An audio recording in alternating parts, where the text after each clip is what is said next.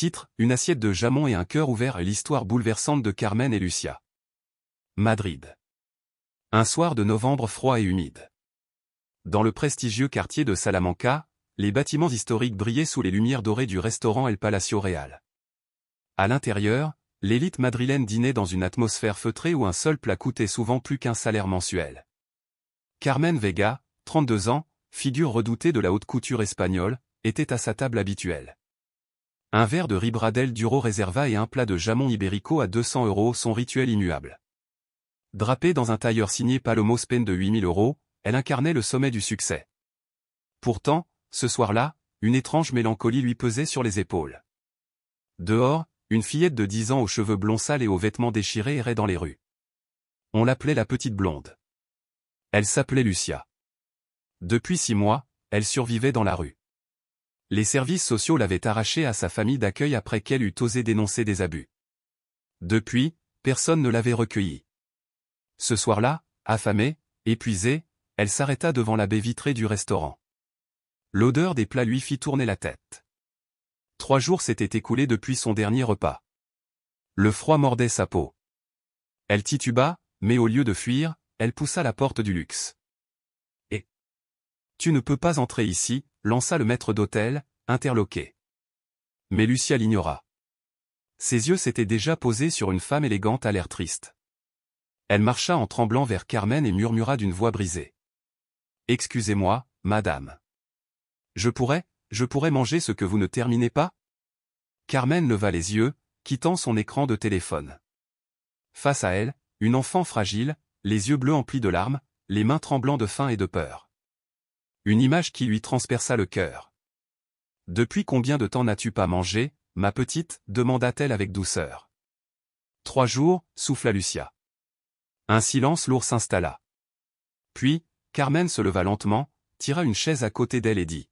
« Assieds-toi ici, à ma table. »« Madame Vega, cet enfant ne peut pas. » protesta le serveur. « J'ai dit, assieds-toi, » répéta Carmen d'un ton ferme, sans détourner les yeux de Lucia. « Et apportez un autre couvert. Et un chocolat chaud, s'il vous plaît. C'est ma petite invitée. » Lucia, abasourdie, s'installa sur la chaise en velours.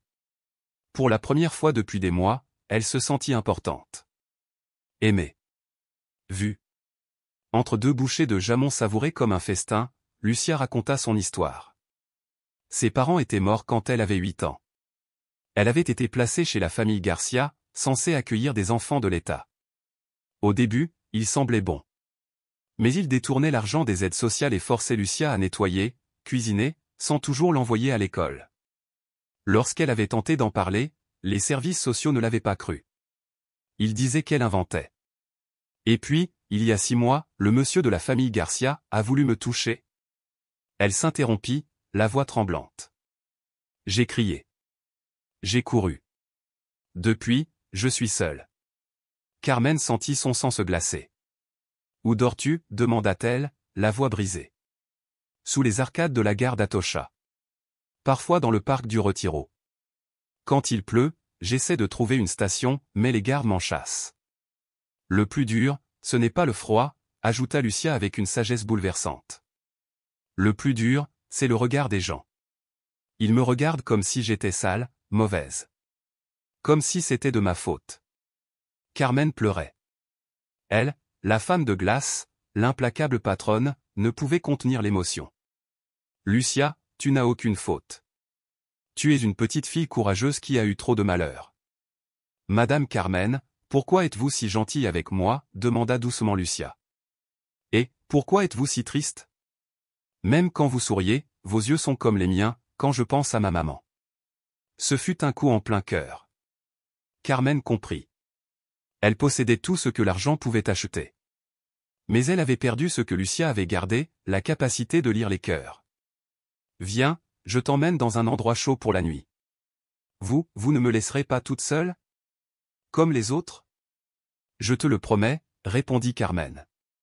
Cette nuit-là, Carmen ramena Lucia dans son somptueux appartement de Chambry. Lucia n'en croyait pas ses yeux. C'est comme un palais. Tu peux prendre un bain chaud. Je vais chercher des vêtements propres. Et tu dormiras dans la chambre d'amis. Quand Lucia sortit de la salle de bain, elle semblait métamorphosée. Ses cheveux blonds brillaient, ses joues rosies reprenaient vie. Elle portait un pull en cachemire trop grand mais douillet. Carmen l'accompagna jusqu'au lit. « Madame Carmen, pourquoi vous faites ça ?» Carmen s'assit au bord du lit, caressa doucement la couverture de soie. « J'ai cru toute ma vie que le succès était ce qui comptait le plus. Mais ce soir, en te regardant manger, j'ai compris que je n'avais jamais rien fait de vraiment important. » Lucia sourit. « Et vous m'avez appris quelque chose, vous aussi. Qu'il existe encore des gens bons dans ce monde. » Mais à 3 heures du matin, Carmen se réveilla en sursaut. Un bruit. Elle courut dans la chambre. Vide. Sur le bureau, une note. « Chère Madame Carmen. Vous avez été très bonne avec moi. Mais je ne suis qu'un problème. Les gens comme moi n'ont pas leur place dans de si beaux endroits. Merci pour le plus bon dîner de ma vie. Lucia. » Le cœur broyé, Carmen sortit en pyjama et chercha Lucia dans tout Madrid, Atocha, Salamanca, Malazana. Rien. À l'aube, elle alerta la police. « Cela arrive souvent », soupira le commissaire. « Les enfants des rues ne font pas confiance. » Mais Carmen, elle, savait. Lucia était partie parce qu'elle se sentait indigne de cette bonté. C'est alors que Carmen prit une décision irrévocable. Elle ne renoncerait pas. Elle prouverait à Lucia qu'elle méritait tout l'amour du monde. Pendant 4 jours, elle transforma Madrid en terrain de recherche. Elle annula ses réunions, engagea des détectives privés, fit placarder des affiches dans tous les quartiers. Madame Vega, la bourse chute de 3%, les investisseurs s'inquiètent. Lança son assistant. Lucia est plus importante que n'importe quel portefeuille, répondit-elle simplement. Le 5e jour, un serveur d'Atocha l'appela. J'ai vu la fillette des affiches. Elle est là depuis ce matin. Elle a l'air malade. Carmen courut comme jamais. Et sous un porche, elle retrouva Lucia, effondrée, fiévreuse, tremblante. Les habits propres étaient à nouveau sales. Elle toussait, les yeux vides. « Lucia !» cria Carmen, s'agenouillant, larmes aux yeux. Elle la serra dans ses bras, sans se soucier des passants, de ses vêtements, de son statut.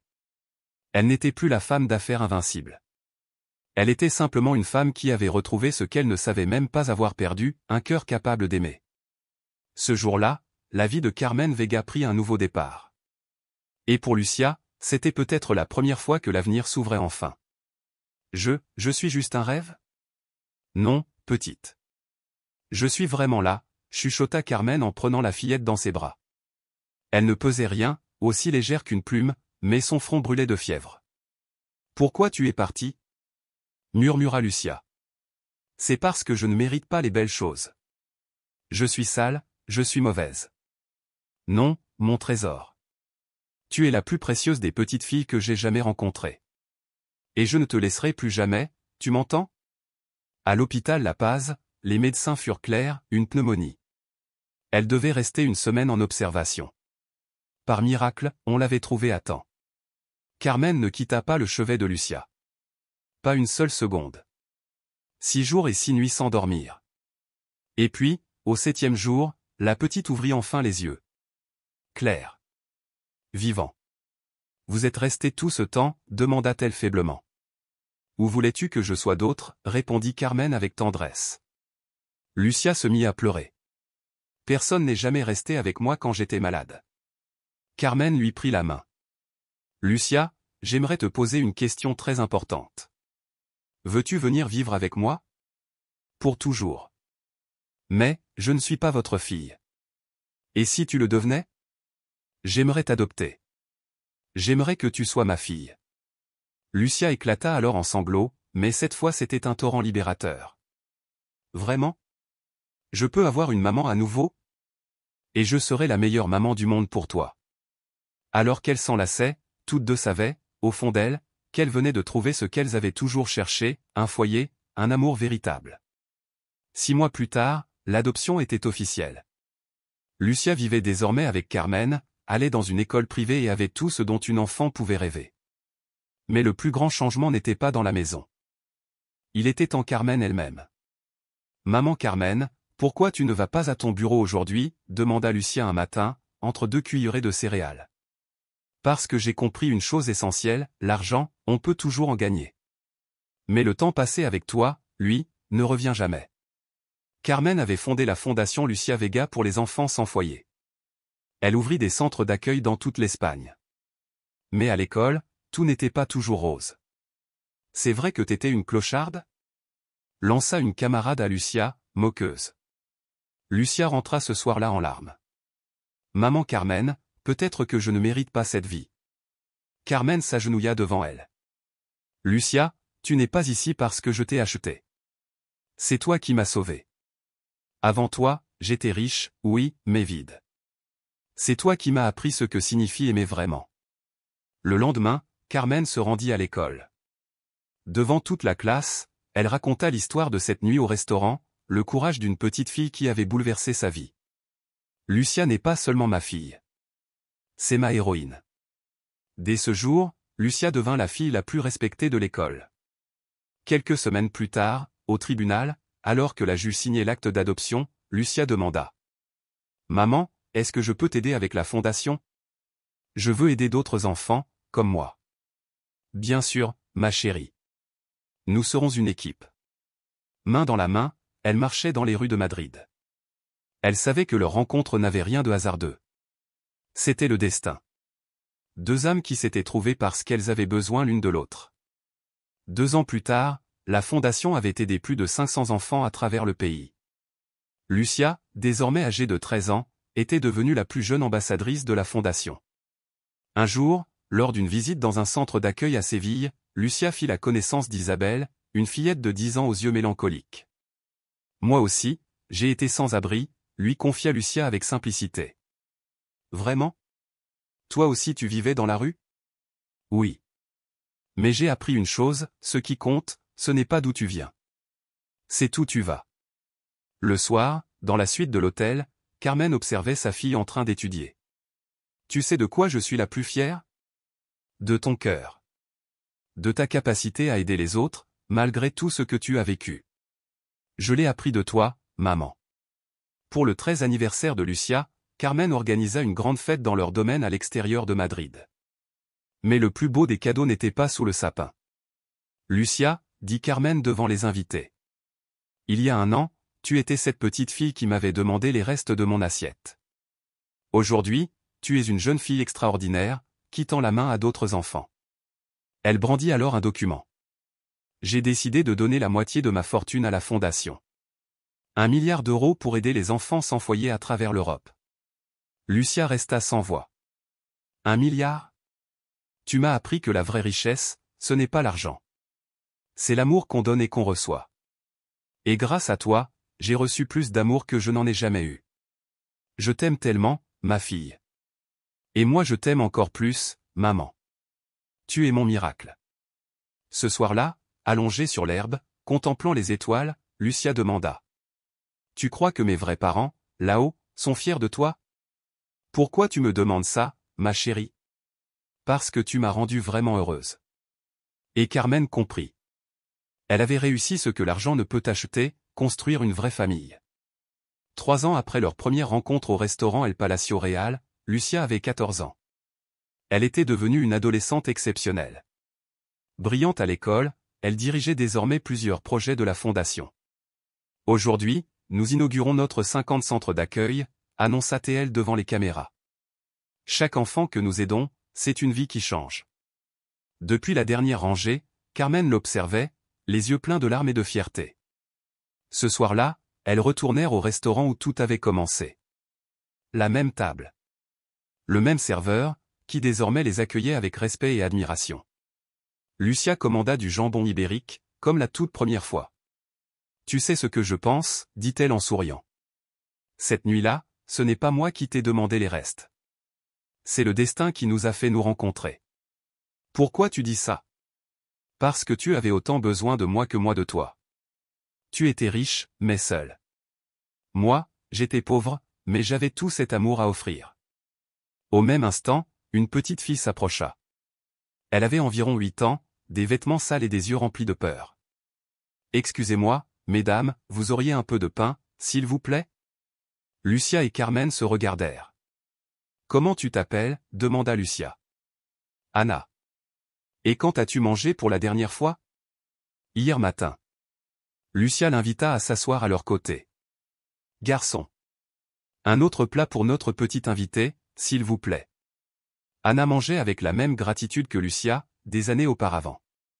Carmen regardait cette scène avec émotion. Elle comprit alors que le cercle était bouclé. La bonté se transmettait de cœur à cœur. Maman, murmura Lucia, tu crois qu'on vient de trouver une nouvelle petite sœur? Je crois bien que oui.